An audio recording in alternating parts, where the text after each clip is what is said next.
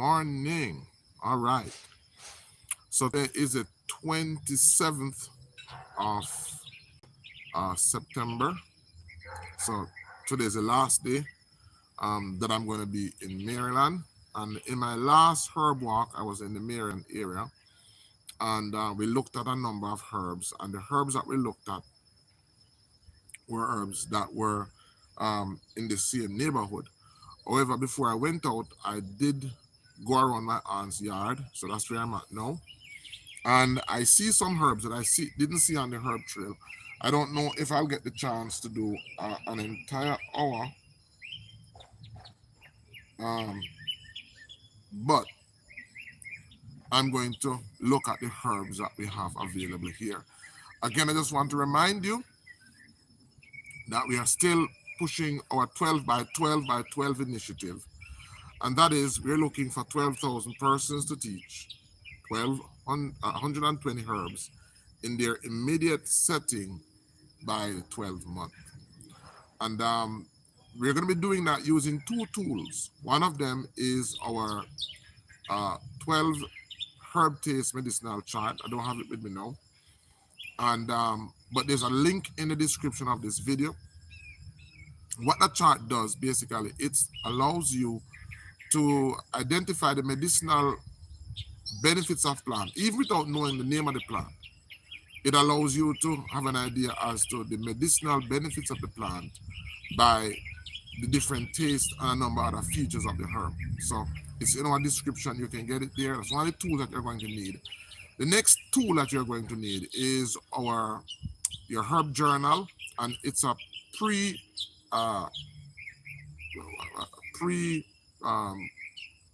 designed journal with all the headings that you will need in order to properly record your herb. So all the headings that you will need to properly record your herb is already pre-printed in the diary. So for example, headings like the common name, the botanical name, the family that the herb is from, the characteristics of the herb, the contraindications, all of those are there so that you're able to properly identify your herb. The whole idea of our 12 by 12 by 12 initiative is to help persons to develop their own personal plant base, for the one of a better herb, pharmacy. I'm going to use that word because it conveys what I wanted to convey. But really what it is it's a what I call audit. It's taking an audit of all the medicinal herbs that you want around you, so that you know what those herbs are and you know what they look like, you know where you'll find them. So whenever there is a health need, you know exactly where to go and what herbs to use. And I want to encourage persons, because this really can be a very exciting journey. It is for us. It is certainly for me, because I get a chance, like when we were children, to do scavenger hunt. We get a chance to, good morning, Linda. We get a chance to go scavenger hunting for medicinal plants. And this is a nice way to bond with children, to bond with other family members. So we go there, basically, we're scavenger hunting for plants and their medicinal uses. So basically, you can assign a family member, blessing, lion, blessing. You can assign a family member, like my aunt and I, we went scavenger hunting, and I basically was the pilot. She was my co-pilot. Morning, Annie, how are you? She was basically my co-pilot, and she was recording while I was using my phone. And I use another tool called Leaf Snap, which is an excellent way of identifying herbs. And once I go back to Jamaica, I'm going to also teach you, the principles that Leaf Snap used to identify herbs. I can teach you those principles as well, because we have to be able to identify herbs even without technology. But the fact that we have technology, what it does is that it's a tool, and tools help us to get our work done much faster. But I will ensure that you will be able to know how to identify herbs even without a tool like this, just like our our ancestors did it. So what we're going to be doing is we're going to be scavenger hunting for herbs. We're going to be looking at the medicinal as well as the nutritional. We don't just want to identify herbs that are good for medicine. We want to identify herbs that are edible. You know, a lot of times I say to persons, blessed morning, mornings, Elishiva. A lot of persons who join, who talk about the end times, or who talk about the crisis that is coming, we'll talk a lot about stockpiling, and it's good to stockpile. But here's the question: how long can you stockpile food for? And then the second question is, when people know that you're stockpiling food, then basically you're inviting persons to come and rob you. If you want to really be prepared for what is coming, then you want to be able to identify the foods that are available in the wild. So guess what happens? You will have food that nobody, one, will want to attack you for, because the foods that you have are in abundance. They are the wild foods that are out there. And so it prevents you from stockpiling, because you don't need to stockpile, because the food that you eat is hidden in plain sight. The food that you would eat or survive on is hidden in plain sight. It is the same herbs that they would see every day, just that they don't know that these herbs are edible. So in our scavenger hunt, we are also looking for herbs that can be used as medicines and herbs that can be used as foods. So in order for that to do that, we have also created a community. It is called our KINDAH Wellness Community. And there's a link in the description for you to join. That is where, when you join that community, that is where you'll find a group of like-minded persons who are scavenger hunting for herbs. One of the reasons why I do that also is because, you know, whenever there is a crisis, it always affects logistics and it always affects movement.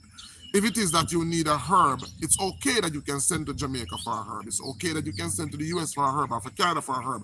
But in a crisis, you will not be able to import herbs or to acquire herbs outside of your immediate setting. So yes, it may be good to know herbs that are useful in other settings, but guess what? It's best to know the herbs that are medicinal around you. And so where it benefits, where their community comes in, is because people are learning herbs, are learning medicinal and nutritional herbs around them, then the community offers us an opportunity to cross-pollinate that knowledge.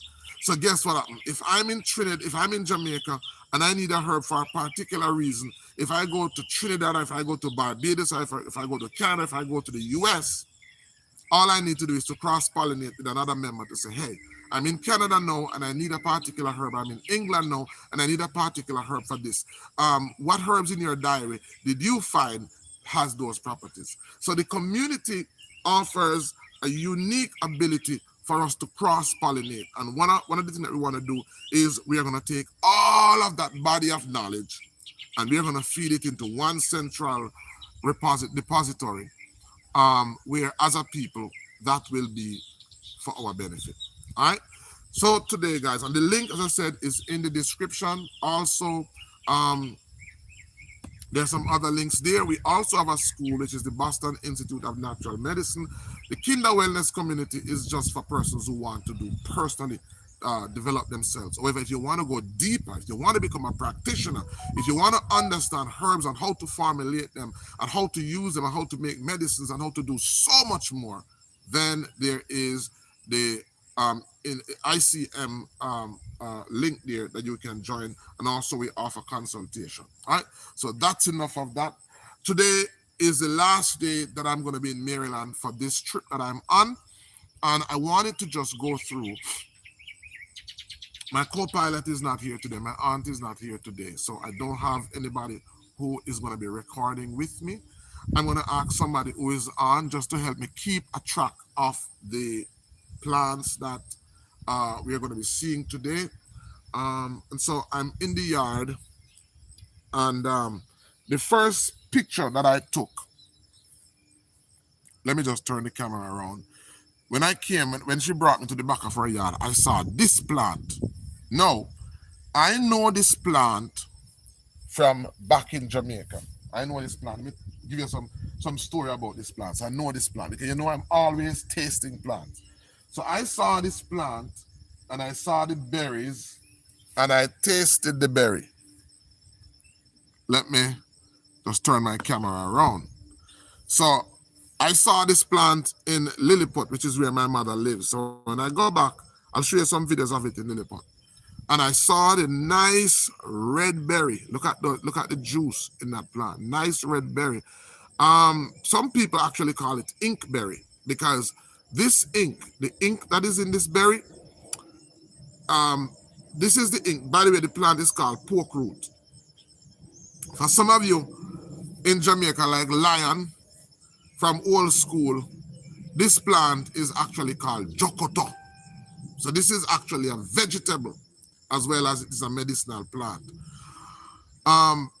If you look in the juice, you can see that it looks just like blood. Now, when I saw this back in Jamaica, I pretty much put it on my tongue to taste it.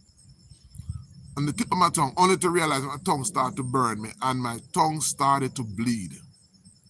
Yeah, my tongue started to bleed because this herb is very, very, so we're looking at what the plant is telling us. It's good for the blood. And this is an example of a herb that's good for the blood. It's called pork root, and it's used a lot by the American Indians. This ink is the ink that was used to write the American Constitution. So this plant, the ink that it produces is a very rich ink. You can look it up. Pork root, the ink from pork root. This is the ink that was used to write the Constitution of America. So even up until now, you know that ink is still on the paper. So it's a very strong ink and it's very long lasting. Now, this herb, as I said, is called jokoto and it's a vegetable. I don't know how many have ever eaten jokoto. How many have ever eaten jokoto? But if you look on the stem, and if you look on the stem, you can see that it's red. And this red stem that you are seeing looks like the blood vessels. Because guess what happened? This herb is good for the blood. It's very good for the blood. It's loaded with iron and it helps to build the blood. But guess what happened? This herb is more medicinal than it is nutritional. So as I've said to you in the past, that most herbs that are food when they are young become medicine when they get older.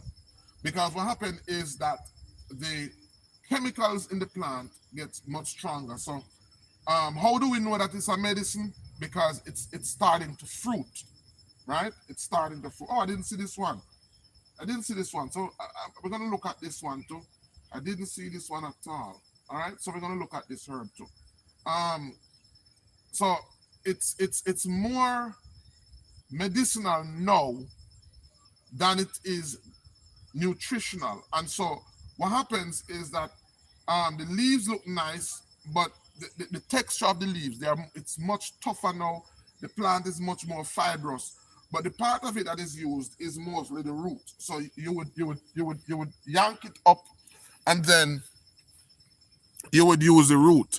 Now what I said to you was that the berry, when I put the berry in my mouth, and it's sweet basically, but when I put the berry in my mouth, and the reason why it caused my tongue to bleed was because the herb contains what is called proteolytic enzymes. And proteolytic enzymes, like what is found in papaya, and it's also found in pineapple.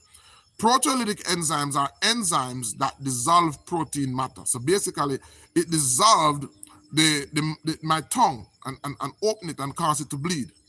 And that is the reason why this medicine is such a powerful medicine for dealing with tumors. When you have a tumor on the body that is growing and you want to eat, that meat. You want to dissolve that tumor.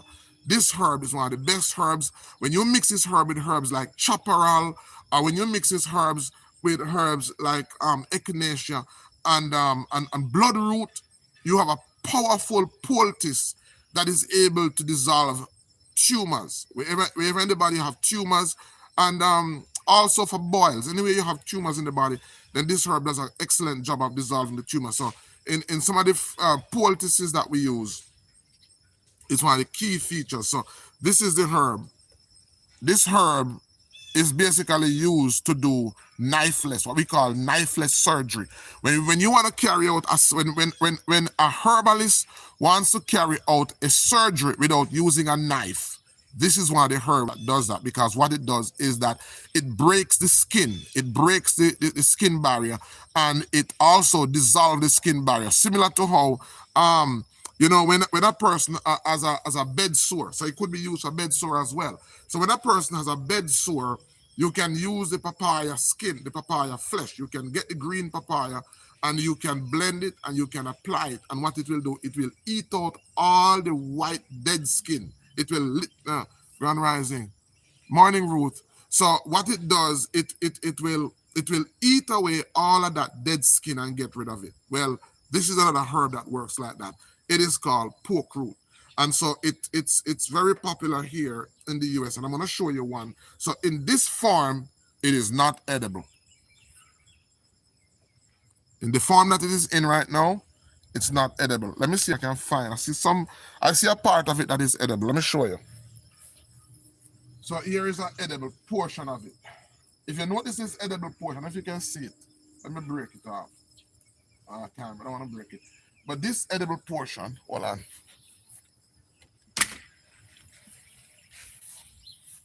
All right, so this edible portion is green because it's still soft and succulent. Once it starts to get hard, it turns red. So normally, just like callaloo, if you were to eat it, you'd have to trim these areas and eat them. So let me see this. So this plant mostly, there's nowhere on this plant mostly that is edible. All right, so that's a fat, that is a jokoto. And this plant in Jamaica, it mostly grows where after a fire. Whenever you have a forest fire, whenever a fire takes place and the land is burnt, these plants grow up wild. And as you can see, they're bright red. So they make excellent bird feeding. When birds eat these, part of its proteolytic property is that it helps to keep the bird blood thin. Because birds fly and they flap their wing at very fast rate, birds need to eat foods that keep their blood thin, which is why we have a fruit called bird pepper. Birds eat, especially Dr. Bird. Why do you think Dr. Bird? Dr. Birds have the Guinness Book of Record for being able to move their wings at the fastest rate. For Dr. Birds to be able to do that, it means that the blood flow inside their wings and their heart rate has to be phenomenal. For their blood and their heart rate to be kept and to be maintained, they need to eat food that will not thicken their blood, but that will keep their blood thin. That is the reason why they eat the little pepper, bird pepper, which is why they're called bird pepper, because when they get sick, one of the ways to get them healthy is to get their blood thin. All right, so that's enough about the jokoto. But then hidden behind the jokoto now, is this nice herb with this yellow flower. Let me ask the class, when a herb, even if you don't know the medicinal use of the herb, when a herb as a medicinal, as a yellow leaf, what is it indicative of? If you saw this herb for the first time and you didn't know this herb, it has a yellow flower, what is it that telling us? What is it indicating to us? Anybody want to tell us? What is Mother Nature telling us about herbs when they have yellow flower? And again, this is also color coded. It's purple or it's red. So red is the color for the blood and the veins. So this is a blood and vein food. All right. This herb is yellow. It's good for the kidneys and diuretic. Thank you, Africans who yearn to return. Yeah. So this is wild lettuce. If you notice the leaves have thorns on them. When plants have thorns, what is that telling us? Somebody else can tell us? Anybody? The leaves have what looks like thorns, and they have prickly edges. What is that telling us about this plant? So somebody just said, rightly said, that it has yellow flower, which means that it's good for the kidneys, good for the the urinary tract system. When it has prickly leaves on this, what is that telling us that it's good for? Anybody? Thorns? Nobody? All right, that is telling us that it's good for pain, right? Most plants that grow thorns on them, pain relievers. Very good, thank you. It's a pain reliever. So you can look up the plant that is called wild lettuce. Wild lettuce. And what you will see is that wild lettuce is very good for pain. It produces a latex that makes it very good for pain. So it is used if you're having a headache. As a matter of fact, it's very good for headache. If you're having a headache, it's very good for headache, and it's very good for the kidney. Again, this is wild lettuce in its mature state. So this again is also another plant. You're welcome, Melissa. This is also another plant that is a vegetable. It's a salad. And I'm going to taste it. And I'm going to tell you what I taste. What I taste when I taste it. So if you look, you can see, let me see if you can see it. Can you see the white stain on my hand? Hold on.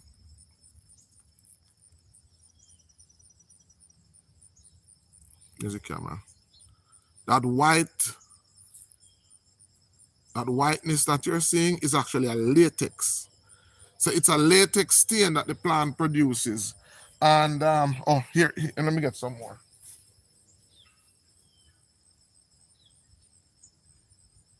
Good. All right, so maybe you can see that much better now. So this white stain that you're seeing is actually called latex. And this is what contains the pain-killing ingredient in it. So it's a very good painkiller. And so this plant actually grows. It grows best in soil that is marl, that is white, because it likes the calcium in the soil. So it's very good for pain. If you take this herb, you can take this. You can if you're having headache, you can get this herb and dry it. Then you can use it to relieve headache or neuralgia. It's also very good for neuralgia. The active ingredient is what is called an opioid. So it contains an opioid similar to opium, which is where cocaine is coming from. So it has a plant-based version of cocaine in it. Not the type that will make it addictive, but it is a type that is an opioid. Opioids are very powerful classes of painkillers. And so when you take it, what it does is that it relieves the pain. It's grown in Jamaica as well. I mostly see it on land that has lots of calcium. Like guinea hen, it loves calcium-rich soil.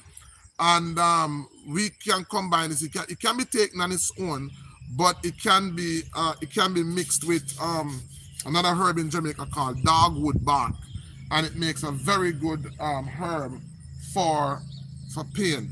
All right. So normally, again, when we go in a particular area, whenever I do a herb walk, if you're joining for the first time, one of the things that we do is we start recording the herbs that are found frequently occurring in that context. Most time when a herb is occurring frequently in a particular context, it is giving us an idea as to what are the ailments in that particular area. Right? Most of the time, people who are sick, most of the time, the remedy is usually found in their yard. So that's one of the reasons why I'm doing this video, because healthcare is so expensive now that most people can't afford it. And guess what happened? The scripture says he has given us the herbs for the healing of the nation. And so when most people are sick and suffering, usually it is needless. I like the song that says, oh, what needless pain we bear. So a lot of times the disease that we have is unnecessary, because the remedy or the solution is usually available, and it's available in abundance. Which is one of the reasons why I don't believe that natural medicine should be expensive, because the remedy is usually found in abundance. And when you think about natural loving nature, is that it is regenerative, it is self-generating. As you use it for your need, nature replenishes it. And as you use it for the needs that you have, nature replenishes. The Most High, Yahuwah, is so wise. Morning, Deborah. He's so wise. Good for urinary. Yeah. Yes, Lion. So it's good. So who's keeping track with me? So we've looked at the pork root, number 1, and we have looked at the wild lettuce, number 2. So far we have found 2 medicinal herbs in this yard, and I'm going to move again. I see another one that I want to share with you, and this one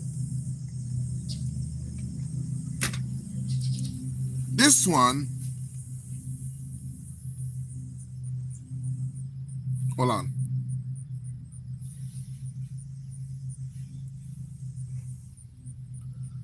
Where is it? Let me show you this one. Ooh. Hold on, guys. I'm seeing some better leaves up here. This one is the Gotu Kola. Gotu Kola. This one is good for the brain. It's good for the brain. So number 3, Gotu Kola. And Gotu Kola is called elephant's food. It is because it is responsible for sending oxygen to the brain, and it is responsible for building memory. That's Gotu Kola. So we're at number 3. Let me show you it again. Here's a big patch of it. All of these herbs that you're seeing here, that's Gotu Kola. Looks like the kidney weed, but the difference with the Gotu Kola is that the edges are serrated. All right, carry serrated leaves, serrated edges. The leaves serrated. All right, that's the Gotu Kola, and it's growing profusely throughout this yard. It's growing profusely throughout this yard, and it's very good for the brain. All right, let me show you another one. Let me show you another one. So we've seen how many so far? We've seen pork root, we've seen wild lettuce, we've seen Gotu Kola. Let me go down here and show you some. And these are all herbs. There's a lot of other herbs, but when we look at herbs, we look at those that are reoccurring commonly in the yard. Hold on. Here's one that I wanted to show you. I think there's a mature one around the front of the yard. Oh, where is it? Mature one. Everybody know this herb. Everybody know this herb because this is a domestic herb. Everybody know that one. That is a famous comfrey. All right, that's comfrey. Good for your stomach. If you look at the size of the leaves, they almost look like band-aids. They're band-aids, right? That's comfrey. So many benefits of comfrey, and we have quite a number of comfrey growing. All right, I see the one that I was looking for. Yeah. Yes, Africans will learn. I don't want to say too much, but I actually have a cousin living here that has some brain issues.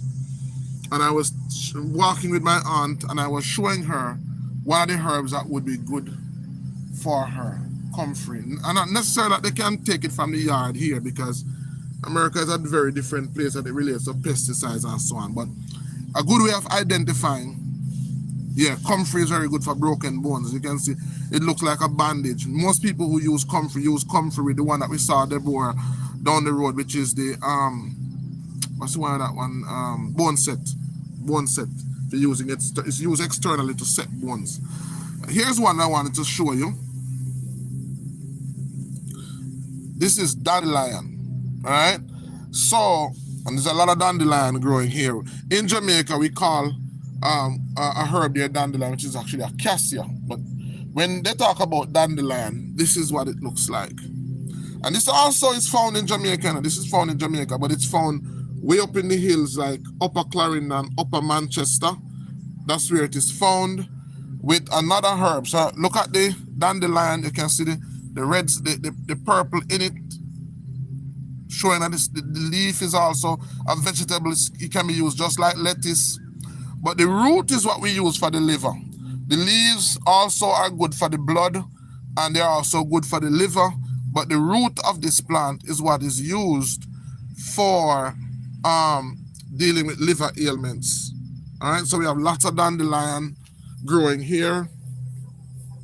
We have comfrey. And let me show you what else we have. We have, hold on, I made a note of some others that I saw. Let me just bring them up.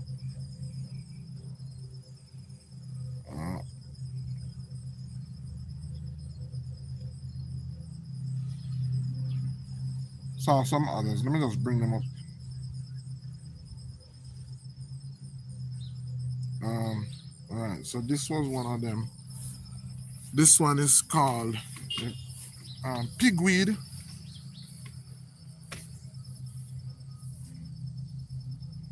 This one is called pigweed. And this one I see occurring a lot. At first I'm seeing this one. So this one is occurring. 5 so far. Thank you, Ayaba. So let's see if we can go over them. So we have pork root, we have wild lettuce, we have, can you type them on? We have pork root, we have wild lettuce. Can we type them, Ayaba? We have pork root, we have wild lettuce, we have the one for the brain, which is the go-to cola, as 4. Then we have the comfrey, which is 5. Then we have the pigweed now, which is number 6. This one is called common goosefoot, also known as common goosefoot. This one I don't know if it's found in Jamaica, but you can make a note of it.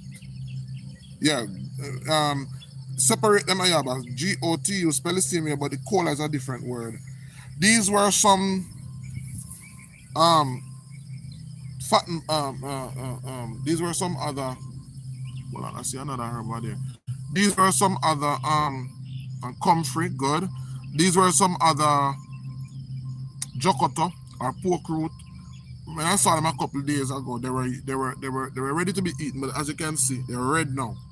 They can't be eaten anymore. This looks like a herb that's grown in Jamaica.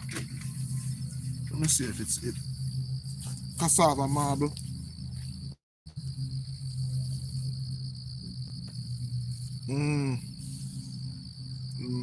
Looks like cassava marble. Herb that we use for prostate as well. Let me see what else is here. It's a very small yard, guy. Yeah, it's a very small yard. These are the herbs that I see repeating themselves. Anything else? Let me look on the fence line over here. Let me see if there's anything here. And then I say, once you find those common herbs, so what we find is them, that's more dandelion repeating themselves. Those are just flowers. What we find is more go-to cola. So what we're gonna be seeing in this yard basically is just repetition. So more pork root. That's how nature works. And then when you go somewhere else, so pretty much I've gone through the front of the yard, I've gone right through the yard, And I can tell you that what we are going to find is just a repeat of those herbs. That's how nature works. And it's interesting because even look at your yard and look at your neighbor's yard. There's a repeat of different herbs. Yeah, wild lettuce. That's it, ayaba. Um, that's it. So nature just does that. It just repeats or emphasizes what's important and what is needed in that yard or what is needed in that particular area. That's how it works. And so as you begin to, so if the persons who live here studied these herbs, once you begin to know, so what we would do is that we would jokoto, right, or pork root. Thank you. So what we would do now, if you have your diary, and when I go back to Jamaica and we start to work, because we're not going to be working like this, we're working more structured, more systematic. What I'm going to be doing is I'm going to be sharing with you what I'm finding, but we are going to be working together because persons who actually do the herb work are going to be asked to share in the group what they are finding, and then we're going to have because as we build out that ecosystem, as I said to you, that what it is now is the KINDAH wellness community. That KINDAH wellness community, and pigweed, very good. That KINDAH wellness community is going to become at some point the KINDAH wellness nation. That KINDAH wellness nation will have, when it becomes a nation, it's going to have different ecosystem. A part of the ecosystem is going to be a community. And when I say ecosystem, I mean that the nation will consist of other communities that will be geared towards or focused on different elements of the needs of the nation. And cassava marble. So thank you. So guys, I'm sharing this with you because I want you to see the reason why we need to grow this group. Why we need to grow this group. So as we grow the group, there's going to be a community that will be focused on gathering all of these plants that our members are identifying. One community will be tasked with gathering all of those plants and cataloging them and cataloging all the medicinal benefits. Because as I said, we've cursed Babylon. Babylon comes together to work against us. So it's full time for us to come together to respond to what Babylon is doing. And part of that is that we have to be able to feed ourselves. We have to be able to medicate ourselves naturally. So a part of that ecosystem is going to be a community that will be tasked with the responsibility of gathering all of this data, all of this information, and documenting it in a central repository. Oh, the common, it's called common goosefoot. Common goosefoot. All right, common goosefoot, or it's called, no, pigweed, pigweed and the common goosefoot is the same herb. All right, pigweed and common goosefoot is the same herb. So that's the reason why we want to grow the community. If we have 12,000 members, we have 12,000 doctors, 12,000 persons that will include scientists, 12,000 persons. But where the benefits come is if we have all this information that we can now have at our disposal to cross-pollinate and so much more that I'm not going to share on this platform. But a lot of that information, I promise you, is going to be beneficial to us and it's going to be useful to us. I wanna thank Ayaba. So we have Kay, who is a volunteer admin, and we also have Ayaba now, who was made an admin yesterday in the KINDAH wellness community, and we're so excited for that because she has given up of herself and her time, and she has made herself. That's right. Those are the herbs.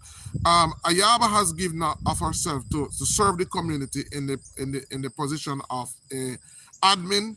And as I said, as we grow, we will have different communities with different admins who will be tasked with different things. When I get back to Jamaica, all being well, as soon as it's possible, we're going to have another live meeting where I'm going to share with you the updates. We have some exciting updates that are coming as it relates to where we are heading with the group, with the KINDAH wellness community, where we are heading. I'm telling you, we're heading for exciting times. One of the things that I want to do is I want to share with you, I want to give you the blueprint.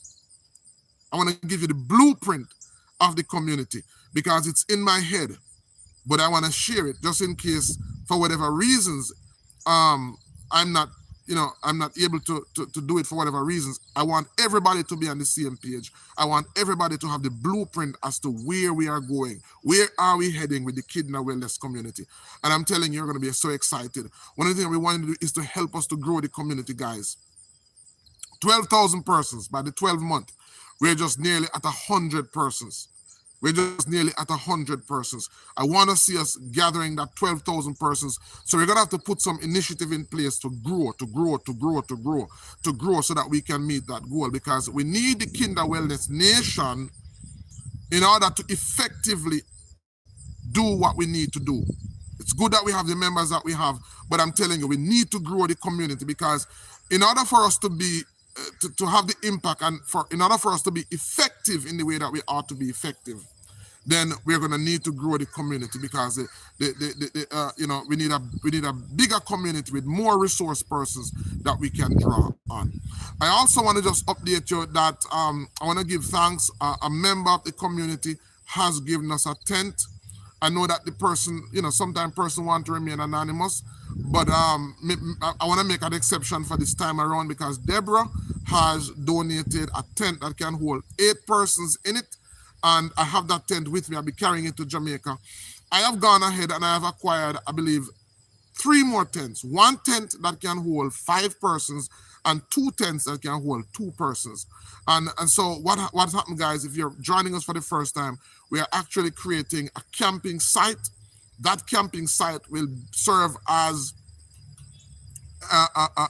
an opportunity for persons to visit we have a property there in Portland for persons to visit so that we can do herb walk. Even yesterday, or Sunday, somebody was saying to me, do you have herb walks? Do you allow persons to come in and to have an intimate, one-on-one with you, and share? And I say, we want to, but we don't have the accommodation. So we're going to do it in a phase basis. We're going to have cottages, but until we get cottages right now, we are setting up tents. The tents will also serve as accommodations for groups that might want to come in to help us with some serious work that we want to do. All right. So if it is that you have a tent or a cot or an earbed that you are not using, then please, when you join the KINDAH Wellness community, and the link is in the description, reach out to Kayla or reach out to Ayaba, and she will tell you just how you can do that.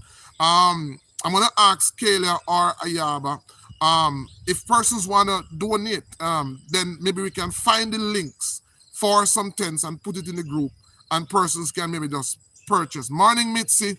Morning, Tracy.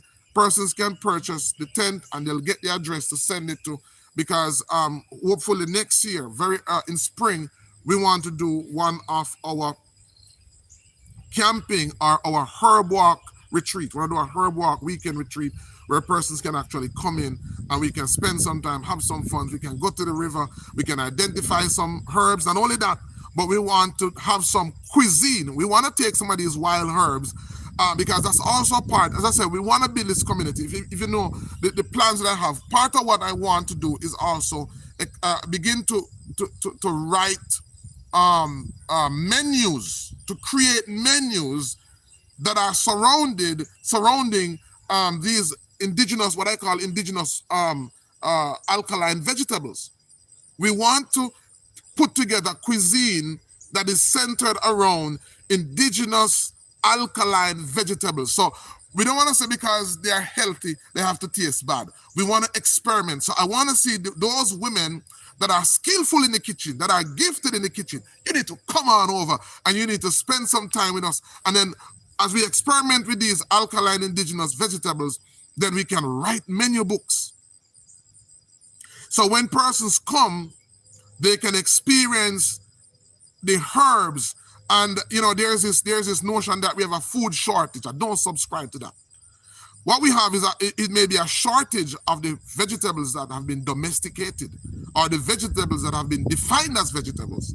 So the system has defined a very limited amount of plants that they call vegetables that they have genetically modified.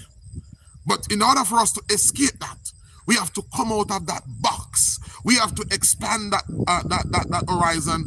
And we have a group that we're working with. We have a group of farmers that we're working with in St. Thomas who specialize in organic farming. That's also one of the features that we want to have in our Kibbutz Kahai Eco Village. So we do have an Eco Village there in Portland. That's where we want to have the camping site. That's where we want to have our organic or organically grown vegetables, or that is where we want to have our alkaline indigenous vegetables. We want to have a greenhouse or a garden, not a greenhouse, a garden consisting of alkaline vegetables, vegetables that we get in the wild and we have put them in a controlled setting where we are growing them for the purpose of eating them, and so much more that we want to share with you guys. I'm excited about my trip here.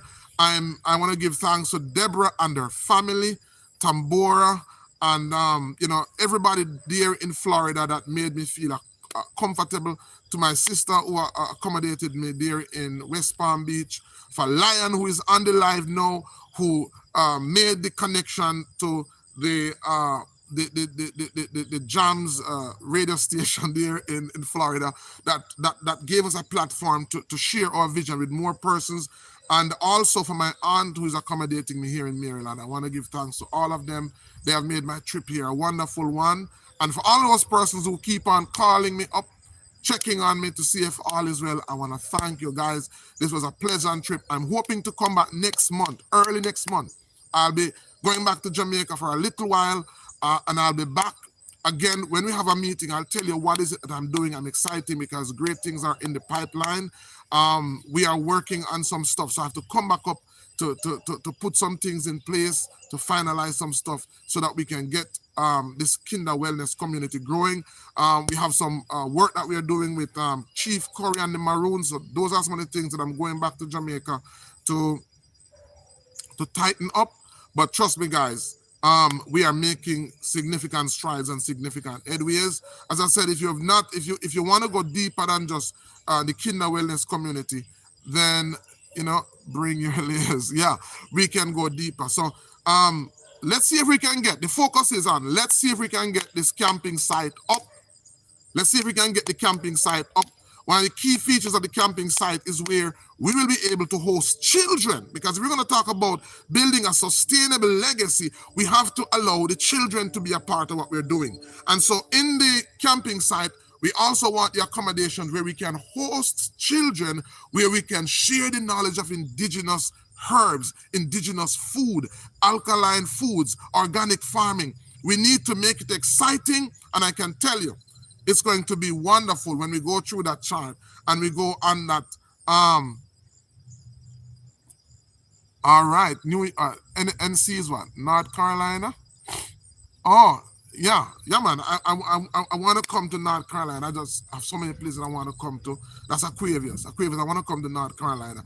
But when I come back, I want to do so much. But I want you to help us, guys. I want you to help me. We need some cots. We need some tents. We need to get our camping site up. And the camping site will also serve as a very economical way for you to visit Jamaica. If you want to come, you're part of the community. So it's just like, welcome home, guys. And you'll be able to experience the wonders and the best of Jamaica. All right, as I said, I want to thank you guys for being on. So this is going to be my last herb walk for this trip here in the US. It was an absolute plum pleasure doing this. And as soon as I get back to Jamaica, we want to focus more, we want to put more structure to the herb walk, because we want to start to seeing persons filling out their diaries. We want to see images of, we want to hear from persons.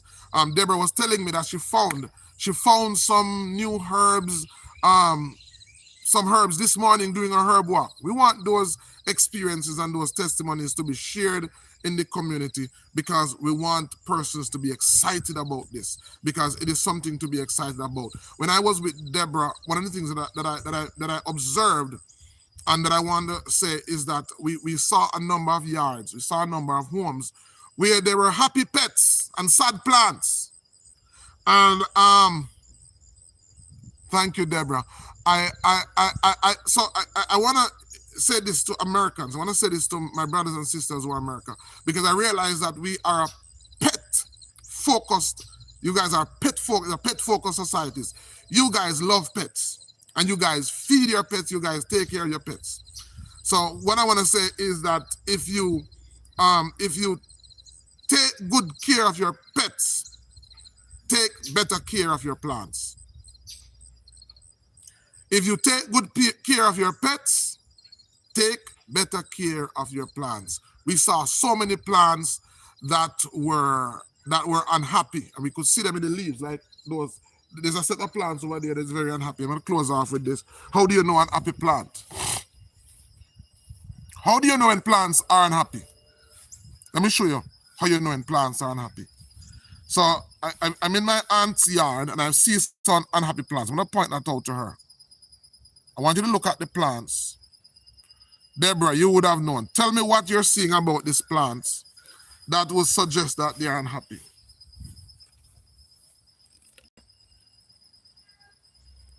Anybody? And one reason I said take better care than your pets, the color. Very good, Deborah. Very good observation. The color of the plants tells us that they are unhappy. Very good, because happy plants tend to be green, not yellow.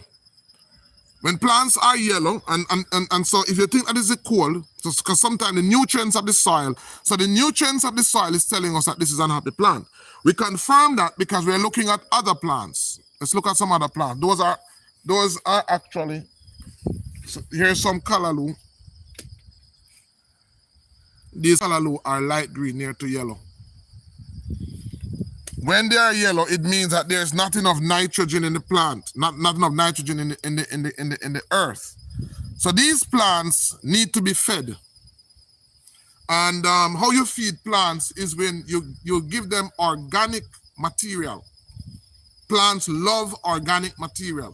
So if you make compost, if you get compost, which is a compost is broken down plant material as well as a nice serving of bacteria. Most plant roots love certain bacteria. There's an absence of certain bacteria. They are not able to make the food that they need, or they're not able to synthesize certain processes for them to look happy. Now, when plants are not happy, then we are not going to be happy. One of the reasons why we have so much sickness and disease is because we eat too much unhappy plants. We have eaten plants that have been genetically modified. They are not happy. We are eating plants that are void of certain nutrients. They are not happy. So that's the reason why I said take better care of your plants than you do of your pet, because we don't eat our pets. Or I should say, we shouldn't eat our pets. All right? So we don't eat our pets, but our pets make us happy. They help us emotionally. But our plants help us biologically. And so if you take good care of your pets, begin to take better care of your plants, because your plants sustains your life. Your plants nourish you. Yeah? Your plants nourish you. Your garden nourishes you. And so the medicines, the medicinal plants and the nutritional plants in your yard are there to help you and to benefit very unhappy plants outside. That should, right? So when I was with Deborah, I showed her some of her happy plants, and Deborah went right away because Deborah has some happy pets on the inside. All right, Deborah has 2 happy cats on the inside. They are fat and nice. They're fat and happy. But she wasn't paying attention to the plants outside. So when I went outside and showed her, I said, Deborah, these plants are not happy. Deborah took her pruning scissors and she just started to go to work. And she said, Doc, guess what happened? My plants are getting happy now because, they're looking much better. So that's what it is, guys. Some of the time you don't know these things because you don't pay enough attention to nature. Once you begin to pay attention to nature, once you begin to pay attention to what you have around you, then you're going to respond differently. So if it is that these plants were, even if somebody was sick on the inside, and they ran outside to get some of these plants that we've identified as being medicinal, there's a big chance that these plants would not help them, because the plants don't have the medicines that they should have, because they have not been cared for. See that? See how important that is? If you make the plants happy, then the plant's gonna make you happy. Right? If and disease, dis-ease means you're not at ease. That's why you're not happy. That's why you don't see happy sick people. Happy sick is actually an oxymoron. You don't see happy people. You don't go to the hospital and see happy people with cancer. Hey! You don't see people who are diabetic who are happy. You don't see people who can't walk who are happy. You don't see happy sick people. You see happy healthy people. And so in order for us to have happy healthy people, we need happy healthy plants. Does that make sense? All right? So if you take good care of your pets, take better care of your plants. All right? I want to thank you guys for being on. I hope that this morning session was informative. I hope that it was fun. It certainly was for me. And it was enlightening. Again, if you have not yet subscribed to the KINDAH Wellness community, it's on our Telegram platform. You need to go ahead. If it is that you don't have Telegram, you need to download Telegram. And I also want to say that if you know of anybody who would want to be a part of this community, please feel free to send them the link so that they can join. Our goal is to help 12,000 persons learn 120 herbs in their immediate setting or surrounding by the 12th month. I want to thank you for being with us, and I just want to remind you that in order to be a good herbalist, you don't need to know a lot of herbs. What you need to know is a lot about the herbs that you do know. All right? See you guys in our next 60 Minutes with Mother Nature. Bye-bye.